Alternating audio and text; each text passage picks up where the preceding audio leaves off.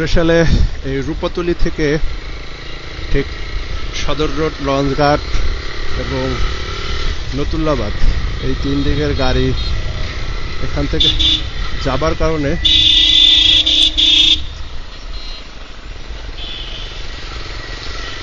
কারণে এখানে প্রচণ্ড জ্যাম বাঁধে।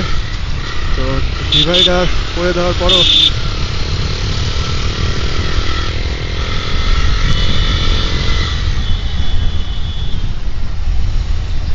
ঘড়িতে 9টা বাজে 14 মিনিট। বর্তমানে আছি সাগরদী কামিল মাদ্রাসার ঠিক কাছাকাছি এবং এই সাগরদী আসলে বরিশালের একটি গুরুত্বপূর্ণ স্থান।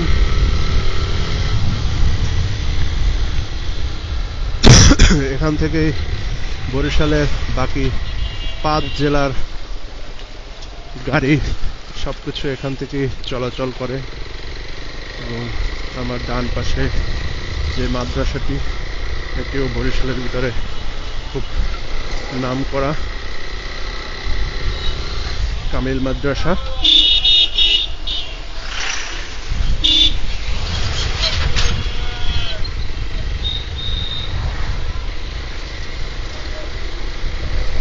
এক ডেন্ডি নাকি গাম খায়, সে পুলিশকে আটকে দিছে।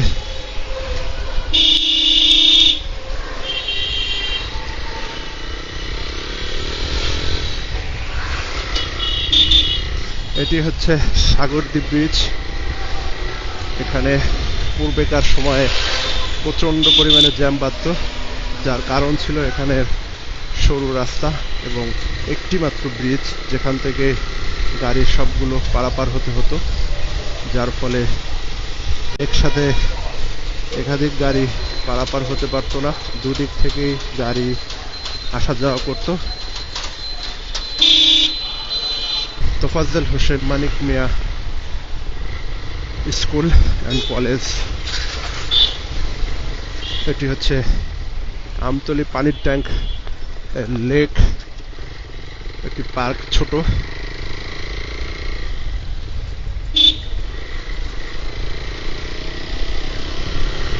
এই সেই লেকের পারে। এখানে পড়াশোনা যখন করতাম তখন এখানে খুব বেশি সময় না হলেও কিন্তু মাসে হয়তো 2-1 বার আসা হতো ঘোরার জন্য। এটি হচ্ছে কালু খান সড়ক, 1 নম্বর সিএমবি পুল ঠিক সামনে। এই এলাকায় আসলে সিএমবি রোড বলে।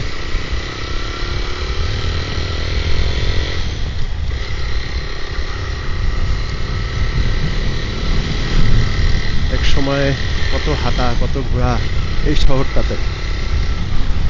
এই শহরের আনাচে কানাচে অনেক ঘুরেছি, এত ঘুরেছি যে এখানকার অনেক মানুষের সাথে উঠা বসা, চলাফেরা, ভালো লাগার মুহূর্ত, অনেক স্মৃতি রয়ে গেছে, বিশেষ করে এই থানা কাউন্সিল এরিয়াতে। রাস্তা হয়েছে, 3 লেনের রাস্তা করে দিয়েছে। আগে ছিল মাত্র 2 লেনের রাস্তা মাঝখান থেকে, আর সাইডে ছিল service lane.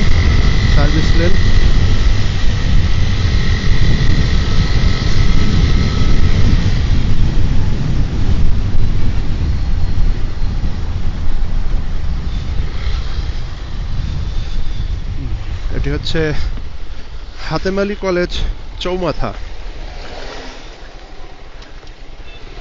Hatem Ali college চৌমাথা লেকের পার্ক, চৌমাথা বলে আমরা। এখানে প্রচুর পরিমাণে চায়ের দোকান, ফাস্টফুডের দোকান। এখানে আপনি বিভিন্ন আইটেমের চা পাবেন, সিঙ্গারা পাবেন, বিশেষ করে সিঙ্গারা এটি পাবেন। আসলে এটা সুস্বাদু হয়।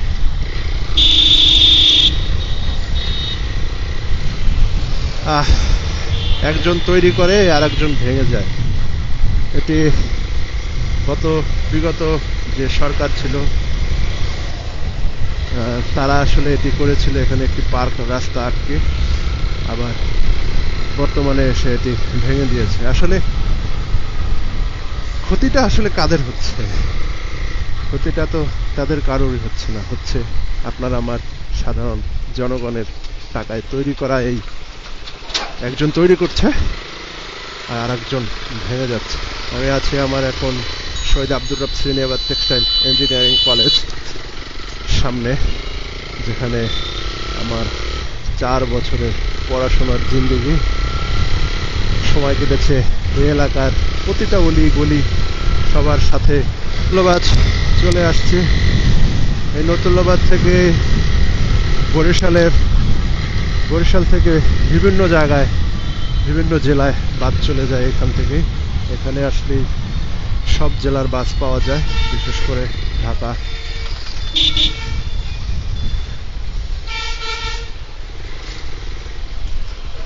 দেখি এরপরে আর বেশিক্ষণ কথা বলবো না, কারণ আসার সময় এখানকার অনেক ভিডিও আপনাদেরকে দেখিয়েছি, তাই বেশি কথা বলতে আসলে ভালো লাগছে না।